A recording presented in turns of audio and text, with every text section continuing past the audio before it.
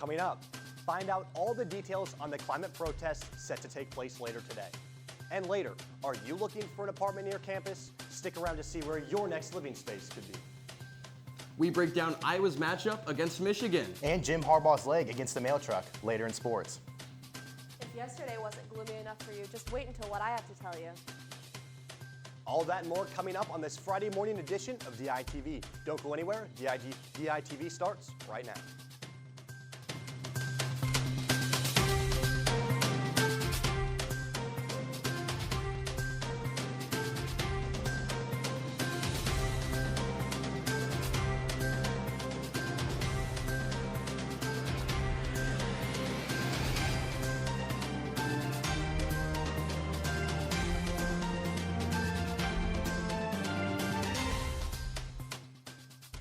Good morning and thank you for tuning in. I'm John Rawson. More than 10,000 people are expected to gather at the intersection of North Dubuque Street and Iowa Avenue today for a climate protest. The movement was started earlier this year by an Iowa middle school student and has since gained traction. The protest is set to draw in a big crowd, including 16-year-old international climate change activist Greta Thunberg. Over the past month, Thunberg went viral on social media after her impactful address in September at the United Nations General Assembly. The event is set to start at noon, with speakers wrapping up around 1 p.m. The University of Iowa student government is about to release the second annual Renter's Guide, which features helpful tips for old and new renters alike. DITV reporter Emily Callahan has more in the newsroom. Emily, what is the goal of the Renter's Guide? Sure, so the Renter's Guide is sort of a catalog of apartments in the downtown Iowa City area. It's totally produced by students like the UISG, and actually a lot of it is based in a survey that students who have rented before can take. So a big part of the idea here is to remove some of the bias that you might get from landlord websites to really inform students about what they're getting into before they sign a lease. So what other steps can students take to protect themselves when renting? Sure, so students can actually make appointments with student legal services here on campus to look over a lease before they sign a contract, or if they have issues with their landlords, tenants can make appointments with student legal services to discuss small claims or disagreements they're having and to protect themselves from any issues in the future. So make sure to look at student legal services if you're having problems, and to look over the Renter's Guide, which should be released shortly before you sign a lease for next year. Thanks, Emily. There is no set release date for the Renter's Guide, but it should be out soon. This semester, the University of Iowa Libraries is hosting the Rising Together Protest in Print exhibit. This exhibit has books, prints, and magazines centered around social justice. These works are meant to be examples of activism and how written word can spark change in a society. The pieces on display were pulled from the University of Iowa Special Collections and the College Book Art Association. Over 30 artists are represented in this exhibit, as well as a wide array of art forms, including artist books, sculptural bookworks, protest signs, and more.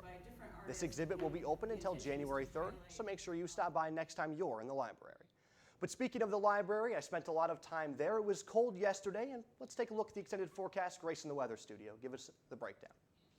As a major fan of warm weather, I'm not looking forward to this broadcast because we may be starting off today with temperatures touching the lower 60s. Those temps get even worse looking into night with temperatures in the low 50s. Looking ahead into the extended forecast, this is going to be our first real fall weekend. On Saturday, we have an 80% chance of longer thunderstorms with temperatures hovering between the low 60s and upper 40s. As you can see, that trend of cooling continues into Sunday, likely somewhere between the low 60s and mid 40s. As far as Monday and Tuesday, I'm just hoping it warms up some. Hope you like sweaters, John. Back to you. Another Hawkeye football game means another kid captain. This week's kid captain is 16-year-old Andrew Morian. Morian suffers from chronic kidney disease. He also has a rare condition called twin transfusion syndrome, where his kidneys didn't have the right amount of blood at birth and had to get a kidney transplant when he was just a year old. However, Morian's immune system rejected the new organ and he developed cancer. Andrew is 16 years old now, and he has received his second transplant over the summer, and it is expected to last him 20 years.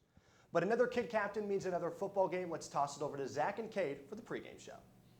What up, what up? It's that time of week again, pregame Friday. Wait, Cade, we have a soccer game last night. Let's kick it off with that first.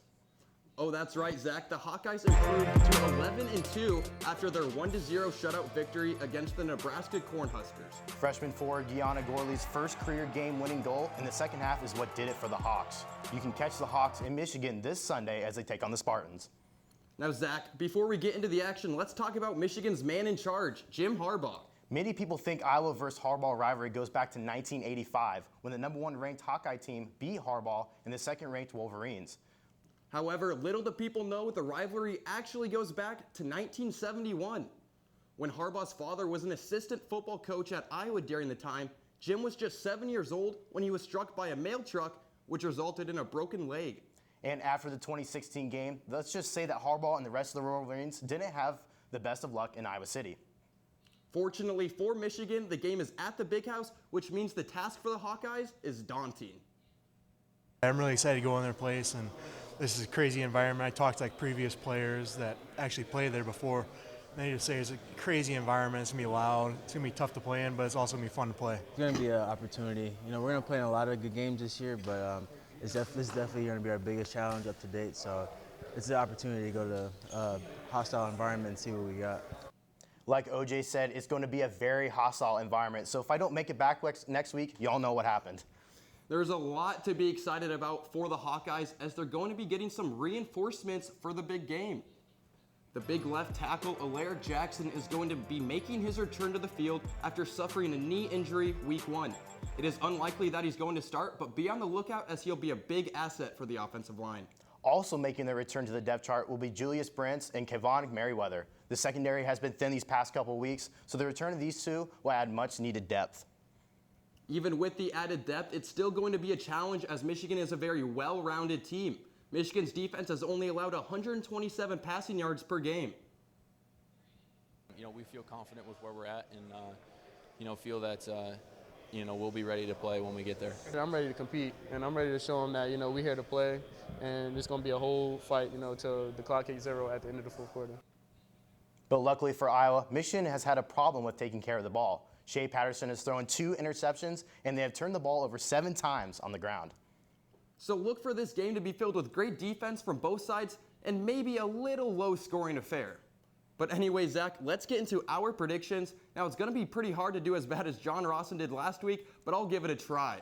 I think the Hawks are going to come out on top 20-13. You might think that, but I know the Hawks won't let me down. Iowa will take this one 17-14. All right, that's all from us in our pregame show. John, back to you. Ouch on that dig, but the band Kiss is known for rocking and rolling all night and partying every day, and now they're doing it underwater. Kiss will play at a venue in the middle of the ocean off the coast of Australia. On November 18th, the band will be boating to an area known for its heavy shark activity. There, they'll perform some of their classic hits for the Kings of the Ocean and just 8 lucky fans. The event is being held by Airbnb, and tickets are only $50, and it's a part of an Airbnb promotion where humans entertain animals instead of the other way around. Hopefully their makeup doesn't come off in the ocean.